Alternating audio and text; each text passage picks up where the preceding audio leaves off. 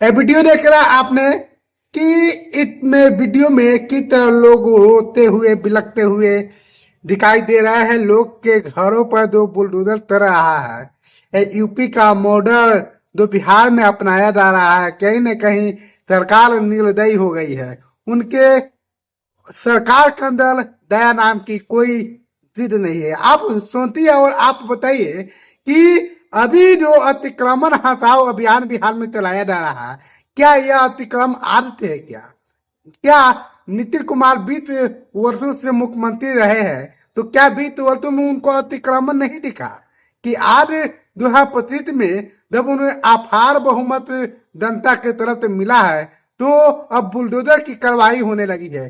क्या बिहार में और भारत में किसी प्रकार की कानून व्यवस्था नहीं है? क्या कोर्ट नहीं है? कोर्ट के द्वारा आदेश भी दिया जा सकता है। क्या कोर्ट आदेश देकर उसे नहीं तुड़वा सकता है? सरकार बिना कोर्ट गए बिना किसी सुनवाई से डायरेक्ट बुलडोजर चलने लग रहा है। ये कहीं ना कहीं ये सरकार की तानाशाही को दिखा रहा है।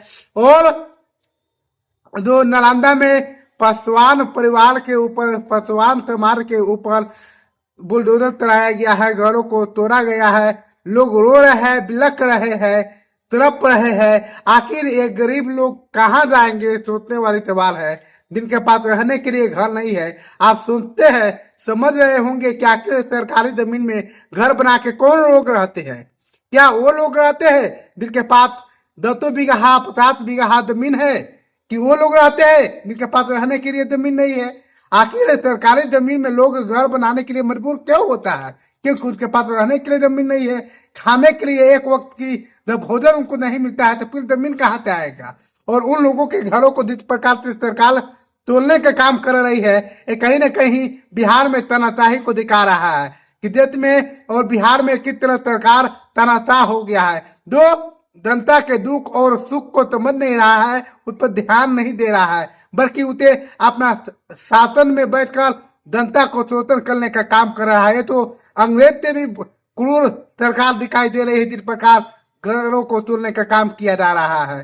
तो आप लोग सोच रहे होंगे, समझ रहे होंगे, और समझिए कि जब चुनाव आता है तो यही नेता लोग घर में जाते हैं, गरीबों के पास जाते हैं और वोट मांगते हैं, विकास करने का बड़ा बड़ा दावा तो करते हैं, लेकिन चुनाव समाप्त होने के बाद में जनता के ऊपर जुल्म करने का काम ये लोग कर रहे हैं अभी।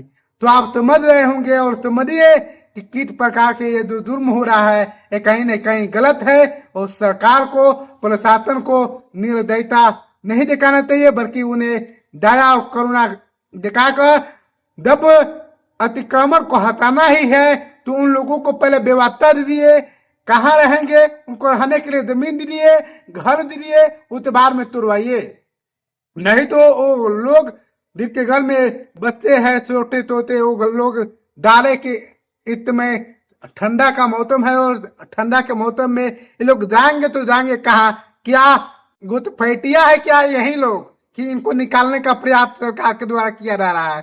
सरकार तो कहते ही था कि बिहार में घुसपैठिया बहते हुए है, तो घुसपैठिया यहाँ के जो गरीब शोषित वंचित जो दलित समाज के लोग हैं, क्या वही लोग घुसपैठिया है? और उनको निकालने के लिए उनके घरों को तोड़ा जा रहा है, उनके घरों पर बुलडोजर चलाया जा रहा है। आप लोग क्या सोचते हैं जरूर कमेंट करके बताइए। और हमारे वीडियो अगर अच्छा लगा हो तो लाइक कीजिए, शेयर कीजिए और कमेंट कीजिए। और सरकार से सवाल पूछिए कि यही सरकार वोट लेने के समय में आपको विकास का बड़ा बड़ा दावा कर रहा था, बड़ा बड़ा वादा कर रहा था, लेकिन यही सरकार अब आप लोगों पर जुल्म कर रहा है, अत्याचार कर रहा है।